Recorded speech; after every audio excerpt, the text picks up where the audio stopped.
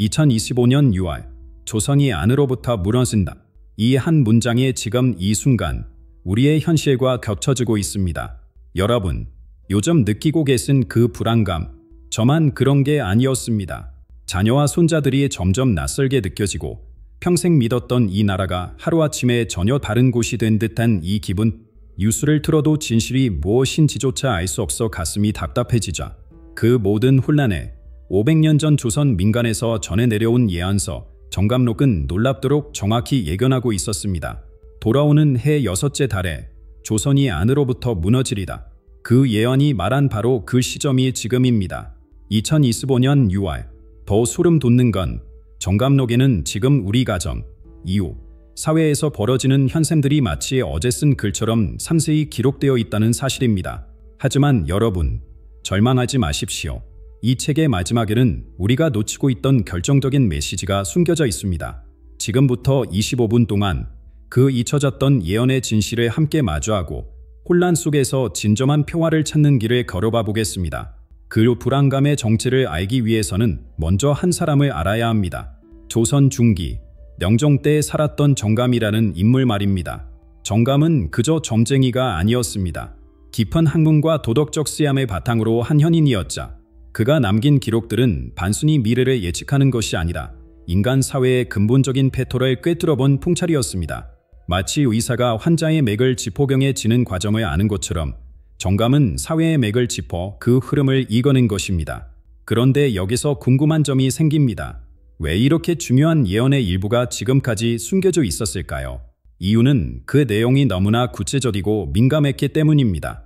역대 집권층들이 사회 불안을 우려해 의도적으로 봉인했을 가능성이 높습니다. 지난해 12월 국립중앙도서관에서 조선 후기 개인 문집을 정리하던 중 놀라운 발견이 있었습니다. 한선비가 은밀히 필사해둔 정감록의 미공개 구절이 발견된 것입니다. 마치 정해진 때가 되어서야 세상에 드러나도록 운명 지어진 것처럼 말이죠. 그 구절에는 이렇게 적혀 있었습니다.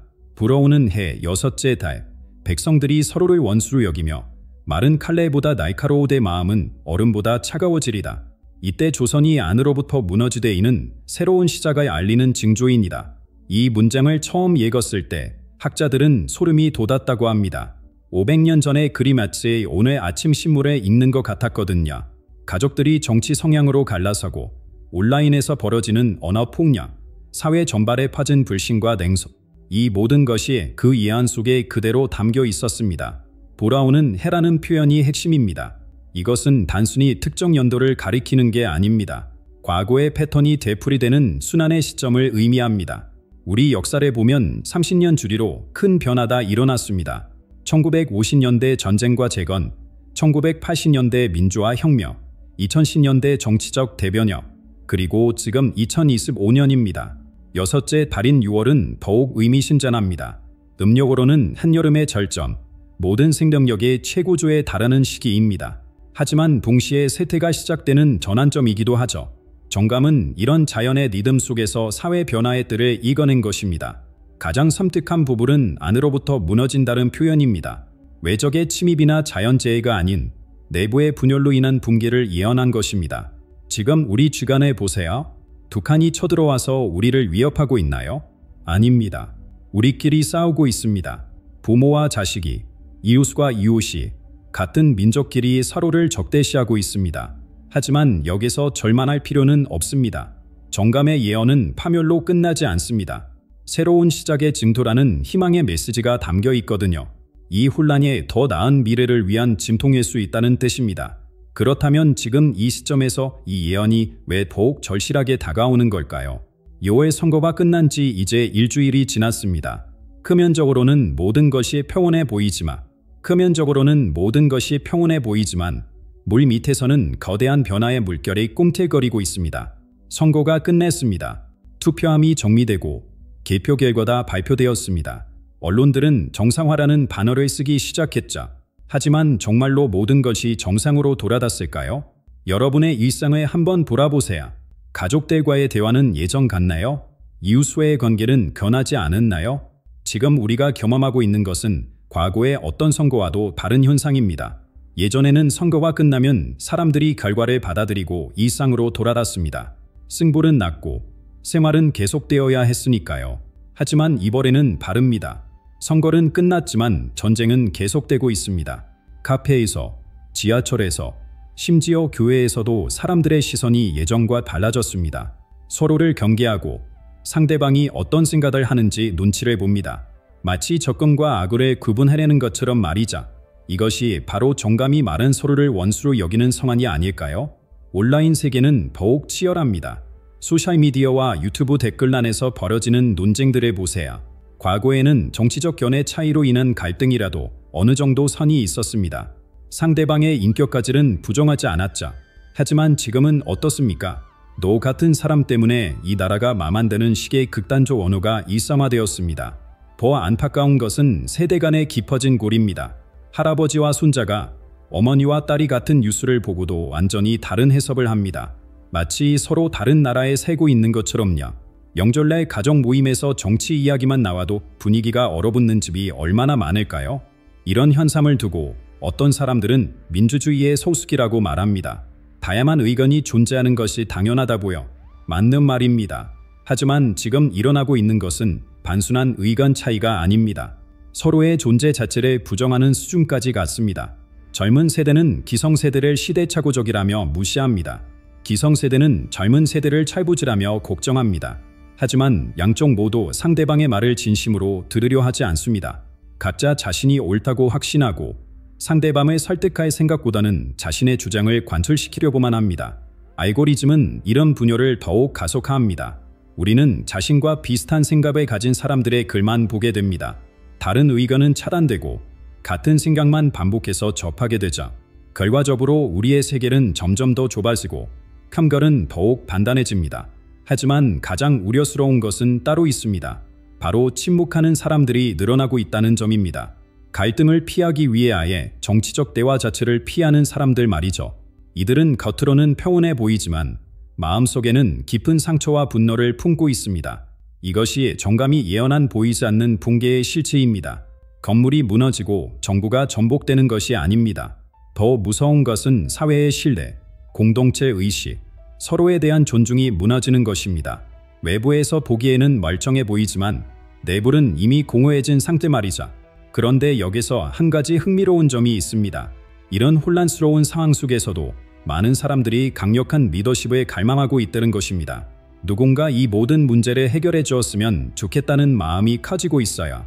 그리고 바로 이런 열망 속에서 새로운 인물이 주목받기 시작합니다. 과연 이 새로운 지도자가 우리의 구원자가 될 수 있을까요? 그 답을 찾기 위해 우리는 이번 선거의 가장 놀라운 결과를 살펴봐야 합니다. 아무도 예상하지 못했습니다. 기존 정치 엘리트들의 모든 계산을 뒤엎은 결과였죠. 여론조사 전문가들은 방황했고 정치 평론가들은 말문이 막혔습니다. 하지만 이런 일이 처음은 아닙니다. 역사를 돌아보면 큰 변화의 시기에는 항상 예상치 못한 인물이 등장했거든요. 새로 당선된 지도자의 과거를 살펴보면 더욱 흥미롭습니다. 전통적인 정치인의 길을 걸어온 사람이 아닙니다. 기업인도, 학자도, 시민운동가도 아닌 독특한 이력의 소유자자. 마치 기존 시스템 밖에서 갑자기 나타난 것 같습니다. 이런 등장 자체가 사람들에게는 변화의 상징으로 받아들여졌습니다. 선거운동 기간 동안 이 인물이 보여준 언어의 힘은 정말 놀라웠습니다. 저만이 이 나라를 구할 수 있습니다. 새로운 시대를 여는 열쇠는 제 손에 있습니다라는 식의 메시지. 과연 이런 말들이 왜 사람들의 마음을 움직였을까요? 답은 간단합니다. 사람들이 절망적이었기 때문입니다. 오랫동안 쌓인 사회적 문제들, 경제적 어려움, 세대 간 갈등, 이 모든 것들이 복잡하게 얽혀서 해결책이 보이지 않았죠. 이런 상황에서 나만이 할 수 있다고 자신 있게 말하는 사람이 나타나면 사람들은 그에게 희망을 걸게 됩니다. 하지만 여기서 주의 깊게 봐야 할 점이 있습니다. 이 지도자의 연설을 자세히 들어보면 달콤한 약속들로 가득합니다. 모든 계층을 아우르겠다. 분열된 사회를 통합하겠다. 여러분의 모든 걱정을 해결해드리겠다. 듣기에는 좋지만 구체적인 방법은 명확하지 않습니다. 정감독에 나오는 그 구절이 떠오릅니다. 달콤한 말로 사람들의 모으되 겉으로는 하나 되게 하고 속으로는 나누어지게 하리다. 지금 벌어지고 있는 상황과 너무나 닮아있지 않나요? 선거 결과를 보세요. 압도적인 승리였지만 동시에 극심한 반대 여론도 존재합니다. 사람들은 열광하거나 극도로 반발합니다. 중간 지대가 사라졌어요. 이것이야말로 겉으로는 통합하지만 속으로는 분열시키는 현상 아닐까요? 더욱 흥미로운 것은 이 지도자가 사용하는 언어의 특징입니다.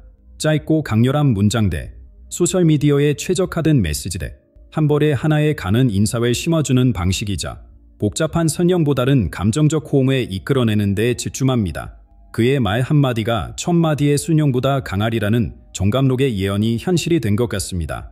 실제로 이 지도자의 한마디 온라인 발언이 온 나라를 들썩이게 만들지 않나요? 언론들은 그의 모든 말을 분석하고 사람들은 그것을 두고 밤새 논쟁을 벌입니다. 하지만 여기서 중요한 질문을 던져야 합니다. 이런 현상이 정말 우리에게 도움이 될까요? 강력한 리더십은 때로 필요하지만 그것이 사회의 분열을 더욱 심화시킨다면 과연 바람직할까요? 지금 이 지도자를 둘러싼 현상을 보면 두 가지 극단적 반응이 나타납니다. 한쪽에서는 거의 종교적 수준의 숭배가 일어나고 다른 한쪽에서는 극도의 거부감을 보입니다. 이런 양극화가 과연 건전한 민주주의의 모습일까요? 정감은 이런 상황을 예견했던 것 같습니다.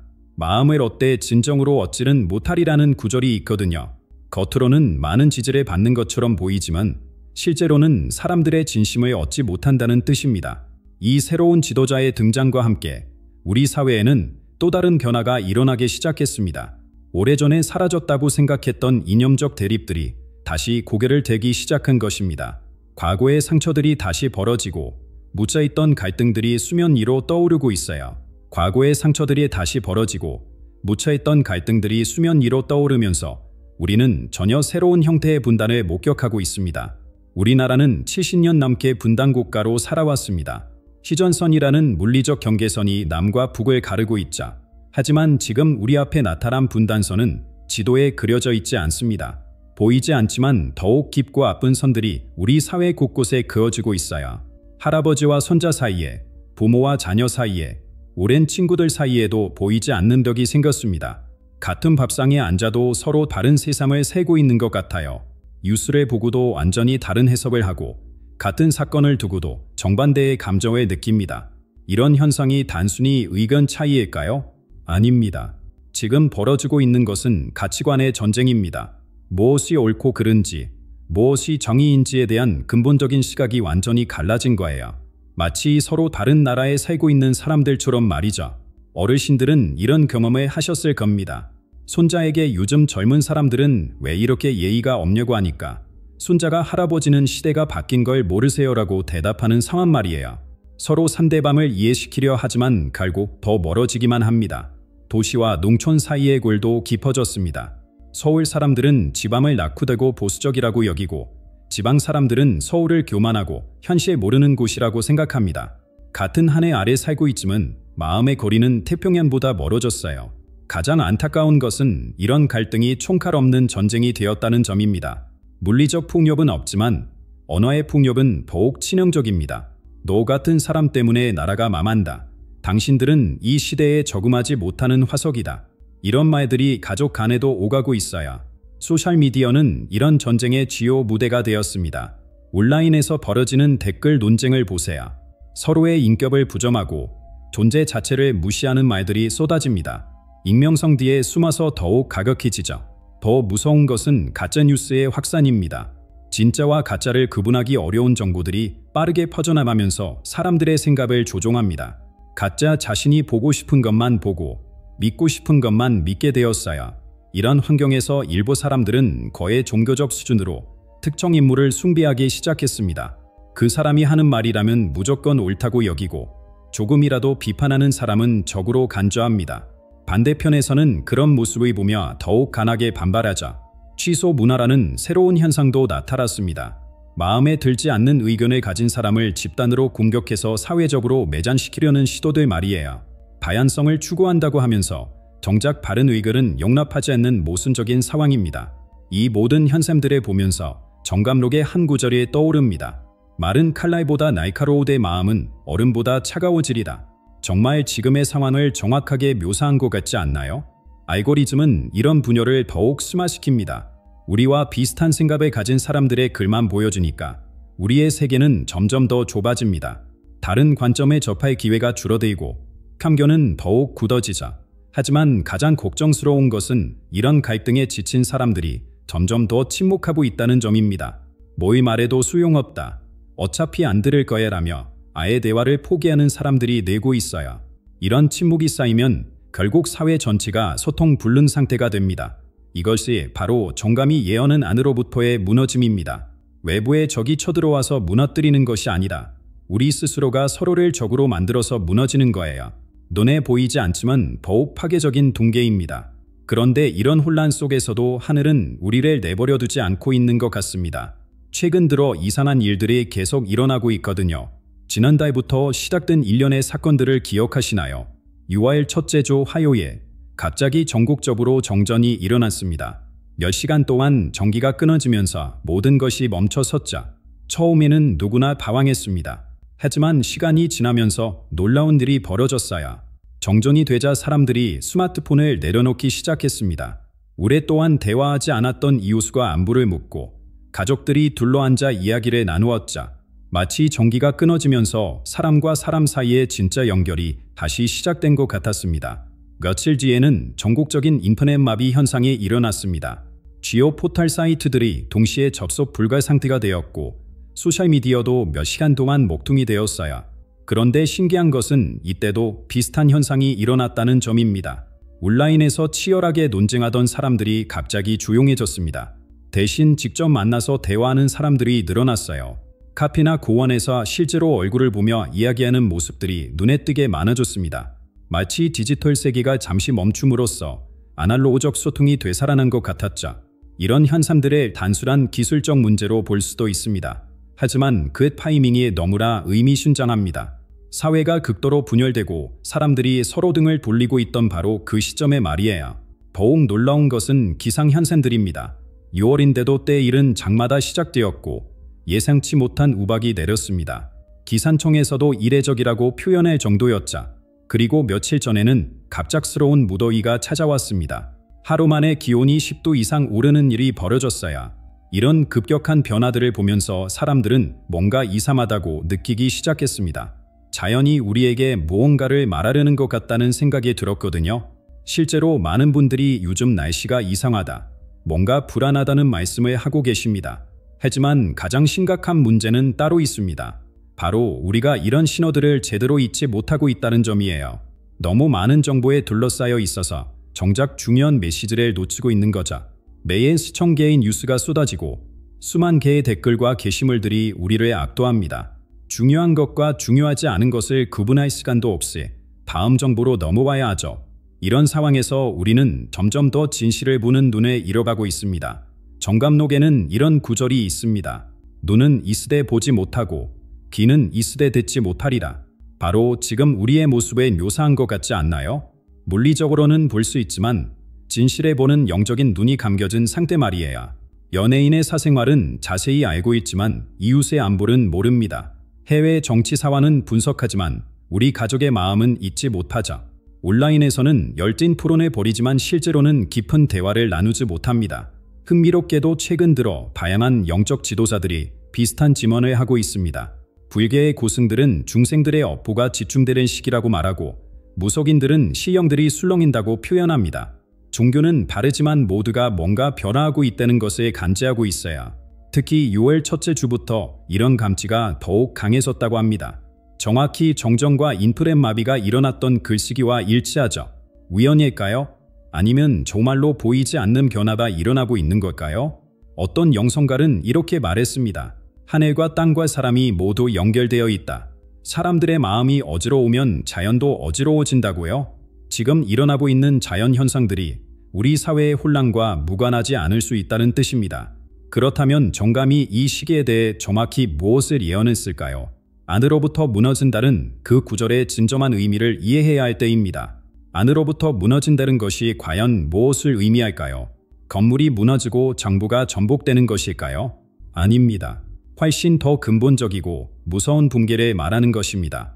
한 나라가 안으로부터 무너진다는 것은 그 나라를 지탱하고 있던 보이지 않는 기둥들이 하나씩 부러지는 것을 의미합니다. 신뢰라는 기둥, 존중이라는 기둥, 공감이라는 기둥, 희망이라는 기둥. 이런 것들이 무너질 때 겉으로는 멀쩡해 보여도 속은 이미 공허해집니다. 지금 우리 사회를 보세요. 언론에 믿지 못하고, 정치인에 믿지 못하고, 심지어 가족과 친구도 믿지 못하는 사람들이 늘어나고 있습니다. 누구를 믿어야 할지 모르겠다는 말에 하루에 몇 번씩 듣게 되자 이런 불신의 확산이야말로 가장 무서운 붕괴입니다. 사회는 신뢰 위에 세워집니다. 서로를 믿기 때문에 거래를 하고 약속을 하고 함께 살아갑니다. 그런데 그 신뢰가 무너지면 모든 것이 위태로워져야 영성가들은 이 현상을 다른 각도에서 바라봅니다. 진실이 사라지고 있다고 말하죠. 진실과 거짓이 뒤섞여서 무엇이 참인지 알 수 없는 상태가 되었다는 것입니다. 모든 사람이 자신만의 진술을 가지고 있고 객관적 진실은 존재하지 않는 것처럼 여겨집니다. 더 심각한 것은 공감 능력의 상실입니다. 사람들이 점점 더 자신의 관점에서만 세상을 바라보게 되었어요. 상대방의 입장에서 생각해보려는 노력을 하지 않습니다. 내가 옳다면 너는 틀렸다는 이분법적 사고가 지배적이 되었자 정치학자들은 이런 현상을 제도에 대한 신뢰 붕괴로 설명합니다. 국회, 법원, 언론, 교육기관, 민주주의를 떠받치는 기둥들에 대한 국민들의 신뢰가 바닥을 치고 있다는 것이자 여론조사를 보면 놀랍니다. 주요 기관들에 대한 신뢰도가 역대 최저 수준을 기록하고 있어요. 사람들은 어차피 다 거기서 거기다, 누가 되어도 마찬가지다라며 체념하고 있습니다. 하지만 이런 분석만으로는 부족합니다. 정감록의 예언을 진정으로 이해하려면 더 깊은 차원에서 접근해야 해요. 이 예언설은 단순히 정치적 예측이 아니라 우리 민족의 집단 무의식을 반영한 거울 같은 존재이거든요. 정감이 살았던 조선 중기도 지금과 비슷한 혼란의 시대였습니다. 외란과 정유재란을 겪으며 사회가 뒤흔들렸고 사람들은 미래에 대한 불안감에 시달렸자 그런 시대적 배경 속에서 정감은 단순히 미래를 예측한 것이 아니라 인간 사회가 겪는 근본적인 패턴을 꿰뚫어 본 것입니다. 안으로부터의 붕괴는 결국 우리 내면의 문제를 외부로 투영한 것입니다. 개인의 마음이 분열되면 가정이 분열되고 가정이 분열되면 사회가 분열됩니다. 사회가 분열되면 국가 전체가 흔들리자 지금 우리가 목격하고 있는 현상들, 가족 간의 갈등, 세대 간의 대립, 지역 간의 반목, 이 모든 것들은 결국 우리 각자의 내면에서 시작된 것일 수 있습니다. 불안, 두려움, 분노, 자작, 이런 감정들이 쌓이고 쌓여서 삶의 전체를 감염시킨 거예요. 정감록의 예언이 무서운 이유는 여기에 있습니다. 500년 전에 쓰인 글이 마치 오늘의 심리치료 보고서 같다는 점이자 인간의 본성과 사회의 순환 패턴을 너무나 정확하게 꿰뚫어 보았거든요. 그렇다면 우리는 이 위기를 어떻게 극복해야 할까요? 정감의 예언은 절망으로 끝나지 않습니다. 새로운 시작의 징조라는 희망의 메시지가 담겨 있다고 했죠. 우리 전통 사상에서는 붕괴와 재생이 하나의 연속된 과정으로 여겨집니다. 겨울이 있어야 봄이 오고 죽음이 있어야 새 생명이 태어나듯이 지금의 위기도 새로운 시작을 위한 과정일 수 있습니다. 동양의 시간관념에서 2025년은 매우 특별한 의미를 가집니다. 단순히 서양식 벨력의 한 해가 아니라 큰 순환의 마디가 되는 해거든요. 60년의 한 갑자로 보른 전통에서 이 해는 과거의 에너지가 다시 돌아오는 복귀의 해입니다. 이런 복귀의 해에는 과거에 해결하지 못했던 문제들이 다시 표면으로 떠오릅니다. 마치 상처가 완전히 아물지 않았을 때 다시 벌어지는 것처럼요. 지금 우리가 겪고 있는 갈등들을 보세요. 세대 갈등, 이념 갈등, 지역 갈등, 이 모든 것들이 과거에도 있었던 문제들이자 하지만 이것을 단순히 반복으로만 봐서는 안 됩니다. 같은 문제가 다시 나타났다는 것은 우리에게 다시 한번 해결할 기회가 주어졌다는 뜻이기도 해요. 이번에는 과거와 다른 방식으로 접근할 수 있잖아요. 우리 문화에는 불고 돌아 제자리라는 말이 있습니다. 하지만 진정한 순환은 반순환 반복이 아닙니다. 나선형으로 올라가는 발전적 순환이에요. 같은 지점을 지나더라도 한 차원 높은 곳에서 지나가는 거죠. 지금 일어나고 있는 모든 혼란과 갈등들을 이런 관점에서 보면 다르게 느껴집니다. 이것은 우리가 더 성숙한 사회로 나아가기 위해 반드시 거쳐야 할 과정일 수 있어요. 마치 청소년이 어른이 되기 위해 갚는 성장풍처럼 말이자 중요한 것은 이 위기 속에서 무엇을 배우느냐입니다. 서로를 더 깊이 이해하게 될 것인가? 아니면 더욱 멀어지게 될 것인가? 차이를 인정하고 조화를 이루게 될 것인가? 아니면 분열만 깊어지게 될 것인가? 정감록의 예언은 여기서 끝나지 않습니다. 가장 중요한 메시지가 마지막에 숨어 있거든요. 말은 날카로우되 눈은 어두워지리다. 모든 이가 외치되 아무도 듣지 않으리다. 이 구절이 바로 핵심입니다. 우리가 지금 겪고 있는 현상을 정확히 묘사한 것이거든요. 사람들은 그 어느 때보다 많이 말하지만 정작 서로의 말을 듣지는 않습니다.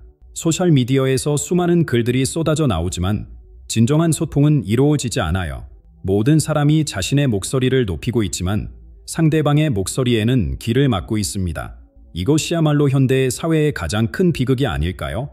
소통수단은 발달했지만 진정한 소통은 사라진 시대를 살고 있는 거예요. 하지만 정감의 마지막 메시지는 절망이 아닙니다. 경고이자 동시에 희망의 메시지예요. 눈이 어두워졌을 때 진정한 빛을 보게 되리라는 구절이 있거든요. 외부의 빛에 의존하던 눈이 감겨질 때 비로소 내면의 빛을 발견하게 된다는 뜻입니다. 지금 우리에게 필요한 것은 바로 이런 내면의 깨달음입니다.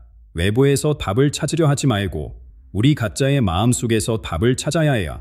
누군가가 와서 모든 문제를 해결해 줄 거라는 기대를 버리고 우리 스스로 변화해야 합니다. 정감록의 진정한 메시지는 여기에 있습니다. 예언은 운명이 아니라 가능성입니다. 우리가 어떤 선택을 하느냐에 따라 미래는 달라질 수 있어요. 지금 이 순간에도 우리에게는 선택권이 있습니다. 분노와 미움의 길을 가를 것인가? 이해와 화해의 길을 가를 것인가? 자신만의 진술에 고집할 것인가? 열린 마음으로 다른 관점을 받아들일 것인가? 누군가를 탓하며 피해자로 남을 것인가? 스스로 변화의 주체가 될 것인가? 이런 선택들이 모여서 우리의 미래가 결정됩니다. 정감이 본 새로운 시작은 누군가가 만들어주는 것이 아니다. 우리 모두가 함께 만들어가는 것이에요. 마지막으로 여러분께 묻고 싶습니다. 지금 이 순간 우리는 정말로 깨어 있습니까? 아니면 여전히 잠들어 있습니까? 우리의 눈이 열리는 것이 너무 늦기 전에 지금부터라도 진정한 변화를 시작해야 하지 않을까요? 정감록의 예언이 실현될지 아닐지는 결국 우리에게 달려 있습니다. 이것이 새로운 시작의 신호탄이 될지 아니면 정말로 붕괴의 시작이 될지 그 선택권은 바로 여러분의 손에 있습니다. 여러분의 마음속 깊은 곳에서 어떤 목소리가 들리나요? 그 목소리에 귀에 기울여 보세요. 그리고 댓글로 여러분의 생각을 나눠주세요. 진정한 변화는 우리가 함께 만들어갈 때 가능합니다.